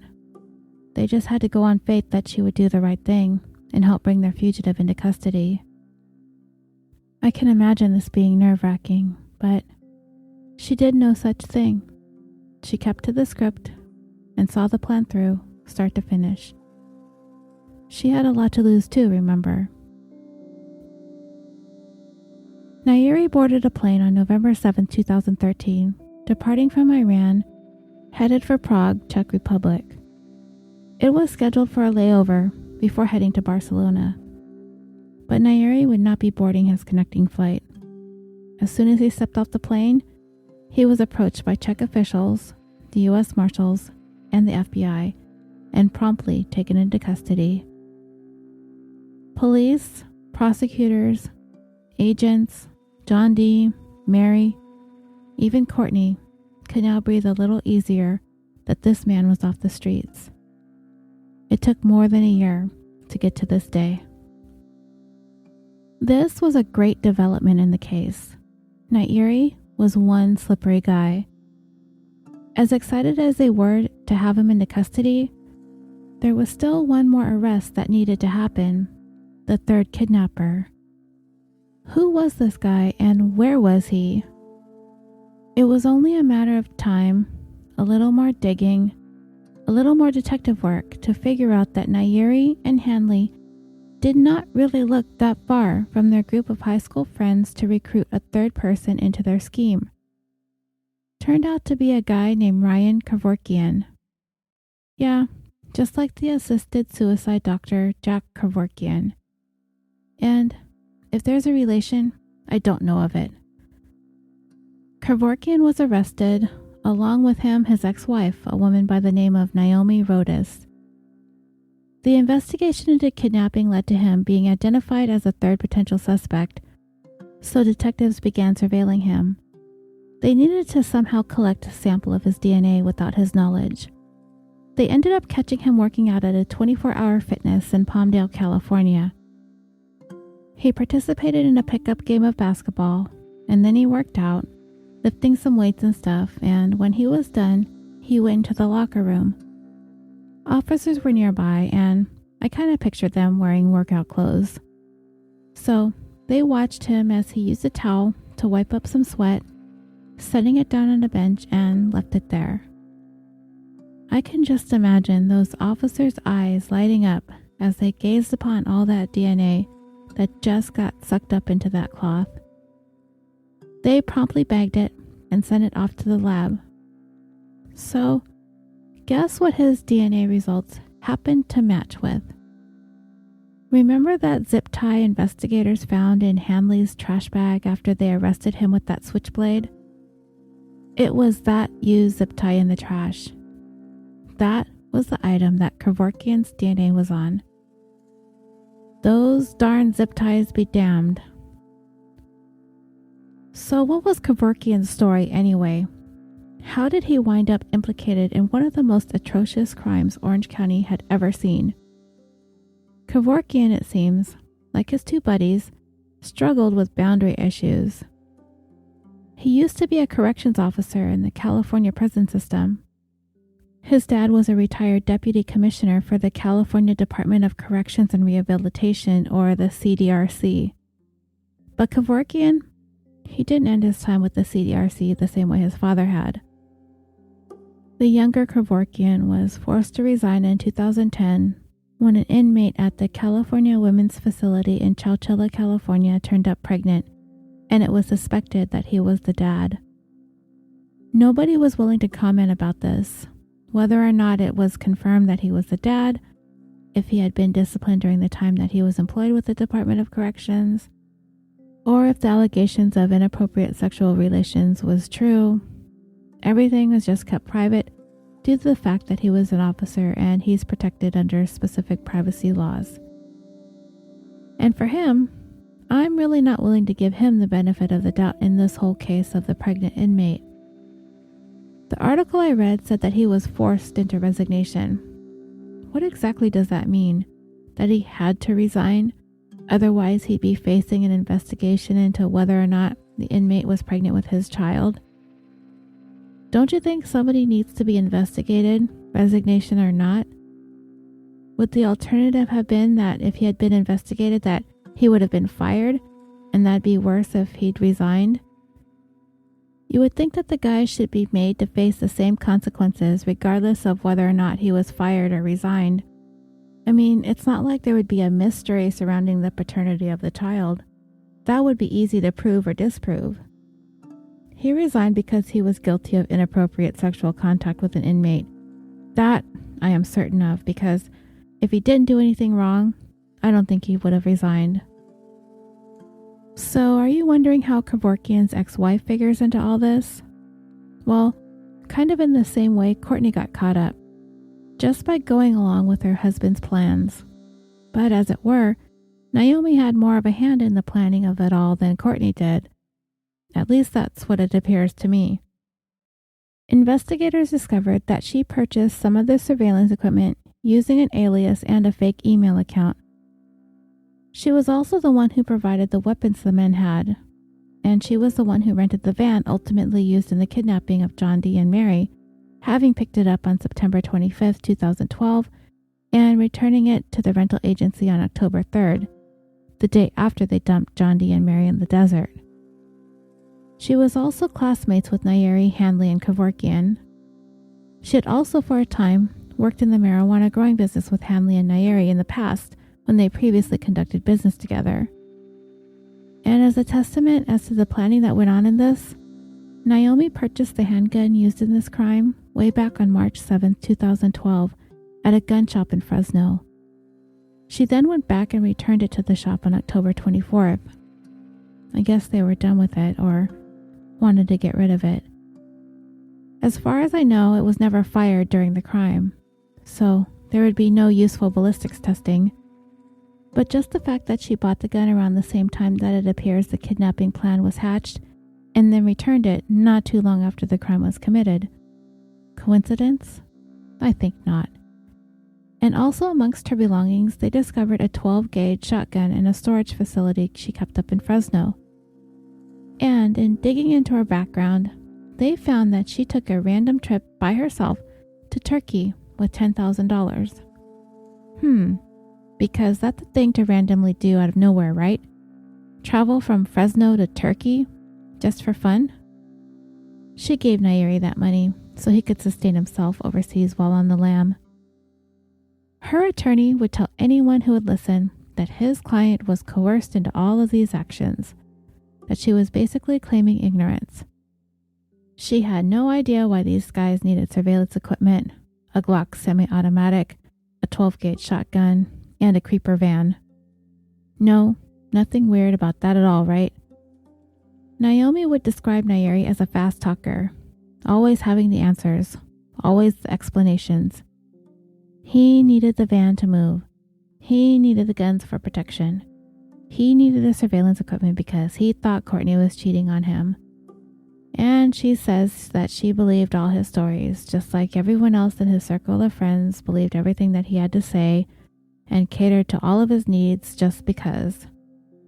Of course, I'm skeptical, just like I'm always skeptical, as to what Naomi knew and what she didn't know. I mean, throughout the course of our lives, we have groups of friends, right?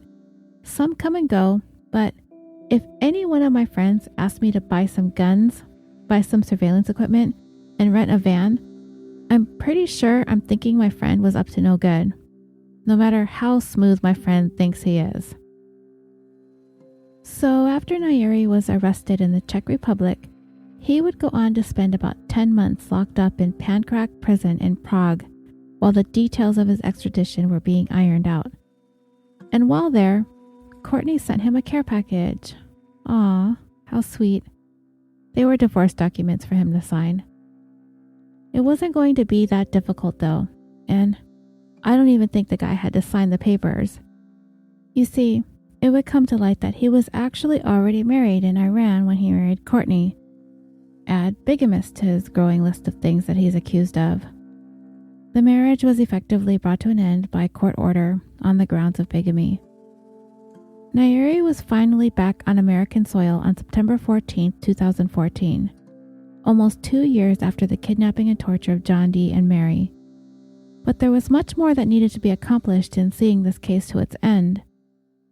And this is when the jailbreak would take place, the one I told you about a couple days ago.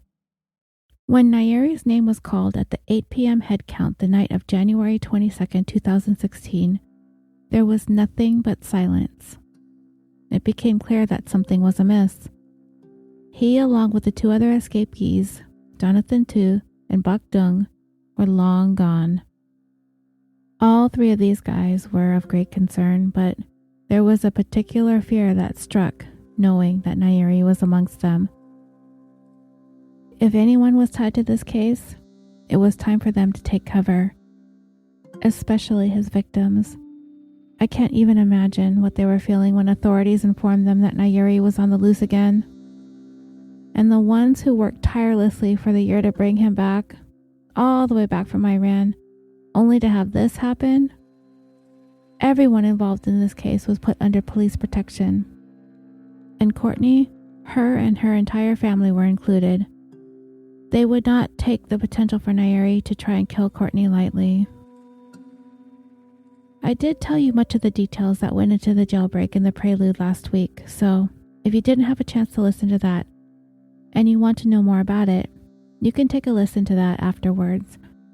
But the one thing I did find out since I recorded that is how the tools were smuggled into the jail that the inmates used to saw their way through the steel bars and fixtures to cut a pathway through the walls. I'll get to that in a second. So once the inmates made their way through the walls of the jail during their escape and onto the roof and rappelled down those bed sheets, they had a getaway driver waiting for them. This was all caught on the exterior surveillance cameras.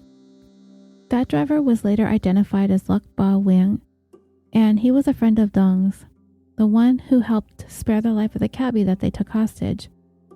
During a previous visit, Wing was given a list of things that they needed for their escape, and he got the stuff. He put it all in a backpack: a rope, a knife, clothing, a duffel bag, wire cutters, and cell phones. And he tied it to a rope that they managed to hang down the side of the building sometime prior to the escape. Yeah, all of this went unnoticed. Wing was promptly identified, arrested, charged, and spent a year in jail for what he'd done. He claims he was intimidated into participating in helping them get the tools because of pressure from the gang Nung had been associated with, and he says he wasn't paid a thing to do what he did. NBC conducted an interview with Nayeri sometime after his recapture.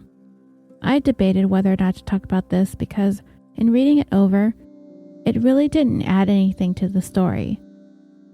By the way, he's denying that he was involved in the kidnapping and torture of John Dee, so there wasn't going to be anything earth-shattering to come from this interview. He was interviewed behind glass, shackled by the waist and legs, and flanked by 7 armed guards. I guess they're kind of taking the guy for kind of a flight risk. Nayeri inquired about the cab driver involved in the escape they'd made. He is also denying that he was kidnapped either, claiming that the cab driver went with them willingly and that they treated him nicely. When asked more about that, all Nayeri would say is, "I'm just going to leave it as is. It speaks for itself." He talked about the stress of being on the run, that they feared for their lives, and that they felt hunted by the sheriff, and he was proclaiming on TV that he was coming to get them. Yeah, that's kind of how it works. So, as for how he's treated now since the escape, he described it as being like nailed to the ground. Yeah, that sounds about right. In his interview, you kind of get some insight as to how he ended up down this path because it seems like things should have turned out differently for him. His father was a doctor and his mother was a lawyer. He was raised in Fresno and was a wrestling standout. He joined the Marine Corps, but it was only for a short period of time. He went AWOL to go drinking and jet skiing. He had been a volunteer in 2005 when Hurricane Katrina hit. He made a sizable donation to the relief effort, but he did so using money he had earned selling marijuana. He was asked to be a part of the effort on the ground in Louisiana in the hardest hit areas, which he actually did, driving himself out to New Orleans. He ended up staying for 5 weeks, helping with the recovery effort. It was then he says he began struggling with a drug addiction. So, if there ever could be an explanation as to how Nayeri went so far off the rails, that might be an indicator, but I wouldn't just excuse his behavior away with a drug addiction. What actually comes to mind when I think of him is the Menendez brothers.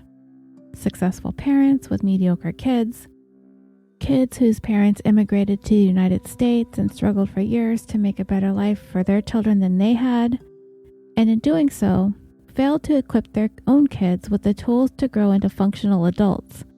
And then they begin to become disappointments to their parents. And then they just cause them to become angry with their kids, threatening to kick them out or write them out of the will. Then the fear and anger and resentment start to set in for the kids. So they start looking for an easy way out of their perceived problems. For the Menendez brothers, it was to assassinate their mother and father before they had the chance to write them out of the will.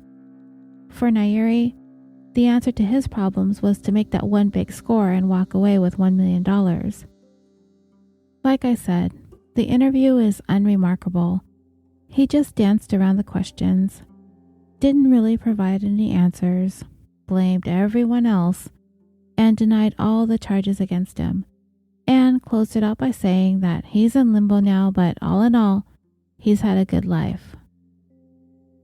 I've despised many of the individuals we have talked about over the 60 episodes and bonuses that we have.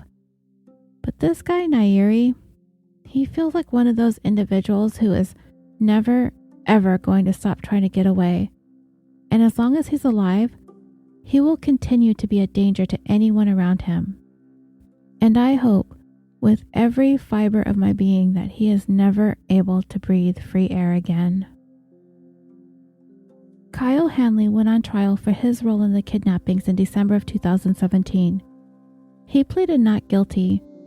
John D. and Mary both testified as to what was done to them back on that day more than 5 years earlier. The jury heard all the details that I've described to you throughout this entire story, and it would only take them 2 hours to decide that Handley was guilty as charged.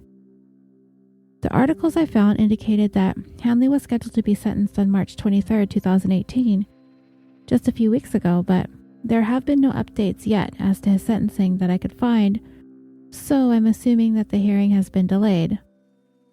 He is facing the possibility of a life sentence without parole. As for Nayeri and Kevorkian, they're set to go on trial later this year, so this is a story that we can continue to follow as it unfolds. And aside from John D's identity, there is something else that is unknown about this case. Who amongst the 3 kidnappers did what to John D? Prosecutors could only speculate, but the one thing they seem fairly certain of is that Nayeri was the mastermind of the whole thing.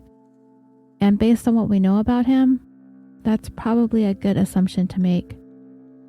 But the fact remains that we just don't know how much of a role each of them had in the terrible things that they did to John D. and Mary. And none of them are going to fess up to it. When I think about it, it really doesn't matter. They were all in this together. And if you ask me, I'm glad that prosecutors didn't need any of them to roll over on the other in order to build a strong case. They didn't have to offer any kind of plea deals for testimony. They didn't have to offer or give anyone a lighter sentence in exchange for a full confession. And if you think about it, that worked against them all. Any one of them could have been less complicit than the others. One of them could have just been a driver and never laid a hand on John D. or Mary. But we don't know. So, we cast the guilt upon them all equally. And I like that. I hope you've enjoyed this 41st episode of California Dreaming, presented to you by the Orbital Jigsaw Network. Please come on over and join the conversation on the Facebook page. Leave your feedback and comments on this story, Torture in the Mojave, or the Orange County Jailbreak of 2016, or any of the episodes in our catalog. Find the page and request to join if you're not already a member of the group. You may also follow me on Twitter at CaliforniaPod and on Instagram at CaliforniaDreamingPod. California Dreaming has also created a Patreon. For as little as $1 a month, you can gain access to all the bonus content that is available, gain early access to episodes, and receive the perks of being a supporter of the show. And if you would prefer a one-time donation to support the creation of California Dreaming, you may do so with PayPal using our email, californiapod@yahoo.com. If you'd like to support the show in other ways, you can go over to iTunes or on Facebook and rate and review the show, and also spread the word by liking and sharing about us on social media. As you know, California Dreaming is so very lucky to be a part of the Orbital Jigsaw Network, and I'm very excited to announce that very, very soon there are going to be some new and exciting things happening with all of us. You know about all of our shows: The Concession Stand, Busted Wide Open, Super Nerds UK, The Dirty Bits, Historium, Is This Adulting, 41 Owned, Film Roast, Vox Arcana, and The Podience. We have also a blog page called The Vortex, where we here at Orbital Jigsaw review a variety of podcasts and give our take on their shows. So if you're looking for something different, check out The Vortex. You may find something there you'll enjoy. You will also find links to our merchandise store where you can get your very own California Dreaming t-shirt or coffee mug, and every purchase on the store supports us as independent creators. So head over to www.orbitaljigsaw.com and click on all the links, and these links to the website and the merch store are always in the show notes. Thank you as always for listening to California Dreaming. I will see you all next week, and until then, sweet dreams.